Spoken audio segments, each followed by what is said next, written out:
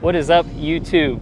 We are here to talk about my Big Sugar race and race weekend experience at the Columbus Waterfront Plaza at the biggest lake in Indiana. Yeah. This race was awesome, first of all, and I'm way more stoked to talk about this race versus Chequamegon because I think I did a good job instead of like the worst job ever. So to start this video off, I want to do like a little bike check because if you guys followed me on Instagram or the Bicycle Station, you saw we did bike checks with a lot of people, but I never had time to talk about my bike. I think is kind of cool because I did some things to it that are cool. Mostly because I had to, not because I thought it was the best setup. We got Envy Mog with Envy seat post and stem and 35mm handlebars with SRAM transmission mountain bike group set. And we got SRAM red cranks right there. The old ones. With AliExpress chain rings. Good enough for Dylan Johnson, good enough for me.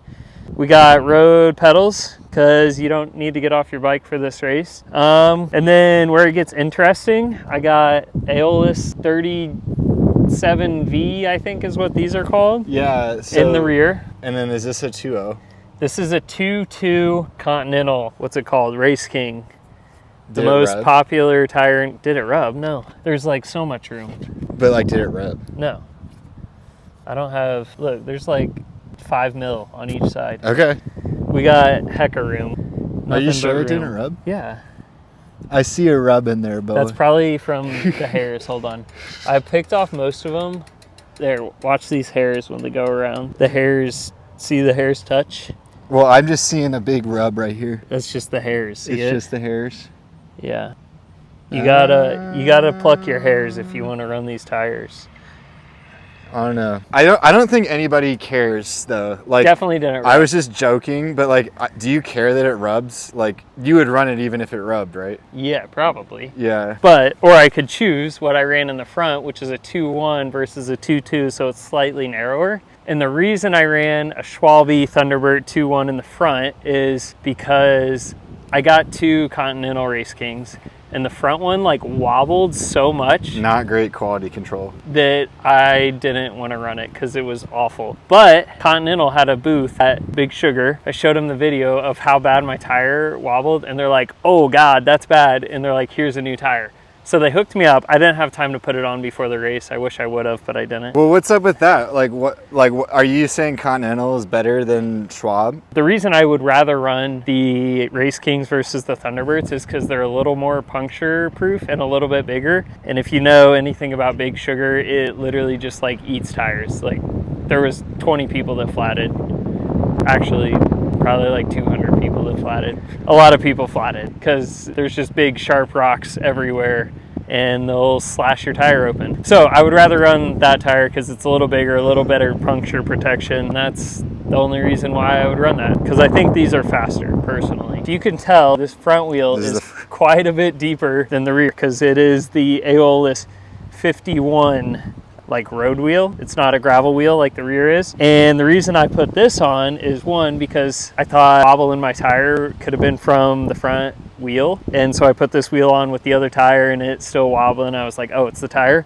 And then while I was doing that, I noticed one of my spokes was like really, really bent on this wheel. Not broken though. Not broken, but it was pretty close. I tried to true it and the nipple was like bent, so I couldn't even get the spoke wrench on it, and so I just did a quick wheel swap. So that's why I have deeper wheel in the front, not for aerodynamic reasons or anything. Well, it probably helped. It probably helped. Narrower tire and deeper wheel for the aero gauge. It doesn't look bad. No. Like to me, like it's big, but it's like... I think it was actually a pretty good setup for the race. I don't know how to like show that in the... Yeah, hopefully that angle you can see. It's like really not the worst thing I've ever seen. It's pretty light bolt, as they say. Yeah. The rear tire is bigger and less light bolt because this wheel is made for gravel tires and this one is made for road tires. Wouldn't you know? And for those asking, I ran a 48 tooth front chainring. If you guys have a MOG or want a MOG and want to know how big of a chain ring you can run,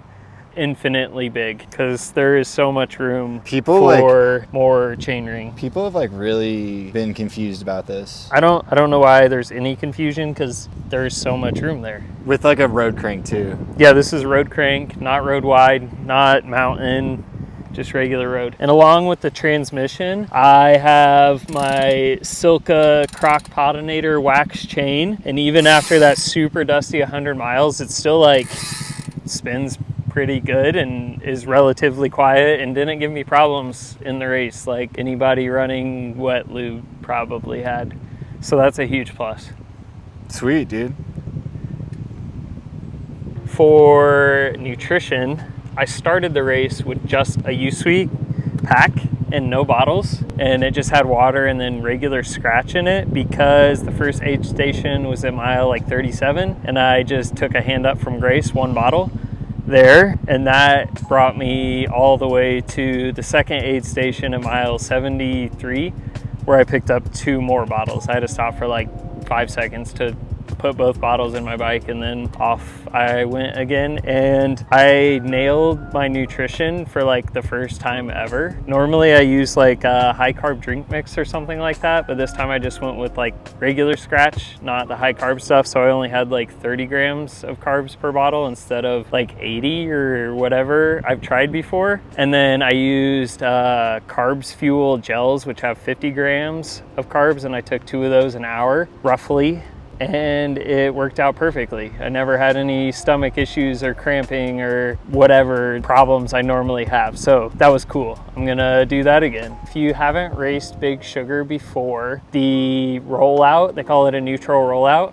is like far from neutral. You do have to stay behind the motos, but it rolls out at like 30 miles an hour. For the first 7 miles, you're on road, so it's no problem.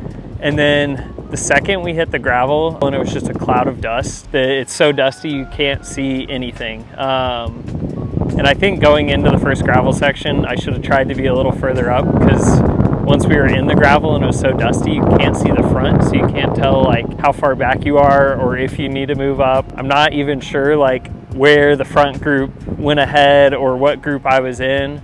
I just know that like 25 to 30 miles in, I was with a group of like 6 or 8 dudes, and that's where I ended up off the start. I rolled with them for a while until like a hill right before the first aid station where I got a little bit dropped, but that's okay because I just kept rolling and caught back up eventually. And then after the first aid station, I was with a group of like some pretty strong dudes. I think a couple guys like had flats and caught up to me, and then a couple guys got popped from the front group and we caught up to them. But anyways, we had like 8 guys that were rolling pretty fast. We were never fast enough to catch the front group, or probably even the second group, because I think there was 2 groups that were like 20 or so people deep. Ended up rolling in with like a group of 8, getting 4th out of those 8 people, and ended up 52nd, which is, I'm happy about it. I think we were like 30-ish minutes, 25 to 30 minutes off the 2 leaders. But the 2 leaders were another 3 or so minutes ahead of like 3rd place. So I was like 20 minutes off of like the really fast guys over a 5-hour race, when a couple months ago I was 20 minutes off of everyone in a 2-hour race at Schwamigan. So this was a much better result, and I am happy about it. And my bike setup was good, and my nutrition plan was good, and I'm excited to do more gravel races. Why do you think there are so many quote unquote amateurs kind of beating like the lifetime athletes at this event? There was a lot of really good performances from people you've never heard of. There was lifetime members behind me, but I wasn't fast enough to be beating them. I think they all just had issues. Like Dylan Johnson got like 30 something. Yeah, you get what I'm trying to say. He got beat by probably 10 or 15 people that weren't in the like Grand Prix. And I don't think he had a terrible race. He didn't have his best race ever, but it was crazy how many people that you've never heard of, or that came from, I don't know, just local racing, that were duking it out with the pros. Well, and that's like that's what I'm curious about. Like, why is this you don't see that at Leadville? Yeah, Leadville, like, the life, other than the guys like that go to Leadville and you expect them to show up. And, you know who they are though. Yeah, you know them. This But- race had like 15 people that like, I was like, who are these guys and why are they doing Well, and so we're friends good? with some of them, and it's like weird to see them like. It's cool. Well, no, not weird, but like you get what I'm trying to say. Like I'm like, holy crap! We had Freaking Kyle. We had the Indiana squad. Everybody from Indiana. All the had Indiana an amazing boys race. crushed it. Kyle was 21st. What place did Yeah. Ferg get? Ferg was up there. Ferg's still an Indiana boy. He moved away He like counts. a year ago. He counts. We had Spencer Miller was a couple 4 or 5 minutes ahead of me. We had Derek Dotlich was up there somewhere. Nathan and Mark Spratt are still Indiana boys, even though they've lived in Utah for a long time. I count them. Nathan's in the Grand Prix, Mark isn't, but they're hitters everywhere they I go. count. So Indiana might have had the biggest results of Yeah, dude. Big Sugar. Indiana shows up. That's what's up. Because you were technically the slowest person from Indiana, right?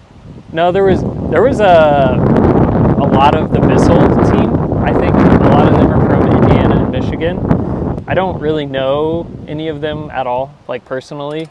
They're a lot younger than us. Probably. They're all like whenever they all joined that team, it was like they were mostly like junior Yeah. U23. I don't know how many of them finished. I didn't look up their results because I don't know. But yeah, cool to see Indiana representing at this non-Colorado race. Do you think that's part of it? Like, there's not an altitude factor. Well, I think it's more so it's 8 hours away versus 16 hours away, like most of the other Like Grand the Prix playing races. ground, the playing field is more fair for like an Yeah. amateur to show up and like be competitive. Yeah, which if you didn't know, for next year, Lifetime already released their schedule, and there's a lot less altitude races. So, Is it just like Leadville now?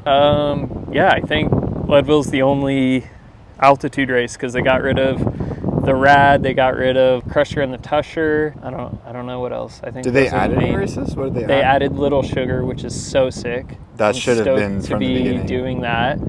They changed Sea Otter from a mountain bike race to the gravel race, which I don't know exactly what that entails, but I'm sure we'll figure it out. I feel like they added another one, but maybe not. We'll learn about it. We'll learn about it. Anyway, that was my takeaway from the weekend. It's funny, Kyle had a freaking amazing day. He even made a post. He was just like, somehow I was fast enough to finish and they put me in the Lifetime tent. Like, he was surprised. He crushed it. He had like the best race I've ever seen. Yeah. And he's from Columbus. Yeah, Not shout only out Indiana, local. but Columbus. Yeah. He's our boy. You guys follow along on the internet. He legit comes in the store and he's having a freaking amazing race Yeah. out there. Follow Kyle. I'll link his Instagram Follow below. all the Indiana Yeah, the boys. Indiana people. And Drew Dillman, Oh, one yeah. of our sponsored athletes, had an amazing race and finished 19th. He's from Kentucky, but It's yeah, we close. can't claim him as an Indiana boy. It's not close enough. 'cause Not close enough. I don't but think you can claim. he's still our homie. Thanks to all the pros that let me do a little bike check with him. That looked like fun. We had a great time. It was fun talking to all those guys, and to all the like booth people that we hung out with. You guys are cool. Thanks for hanging out, and we'll see you at the races next year. You know. Unless you go to Cutter Fondo, where you can. Do you think Silka will set up a booth at the Cutter Fondo? They're No. from Indy. They should. They won't. but I'll talk to them. I'll say, hey guys, set up your tent. Bring some crock pottinators and sell those suckers. All right, is that the end of the video? That's the end. Buy Bye, stuff. everybody. Oh, yeah. Yeah, buy stuff. If you want this mog, you can't buy it because I still have to wait on a Crux. And I'm not getting rid of this until I get a Crux. Yeah. And Cruxes are forever out What's of up with stock. nobody like Crux? You can't get a Crux at all. Can't get a Crux. All I want is a Crux. You can't have one. Not allowed. Especially I said, no, Trey, you don't get a Crux. So, sticking with the Mog, which I'm not mad about. I love the Mog. Okay, bye. Bye.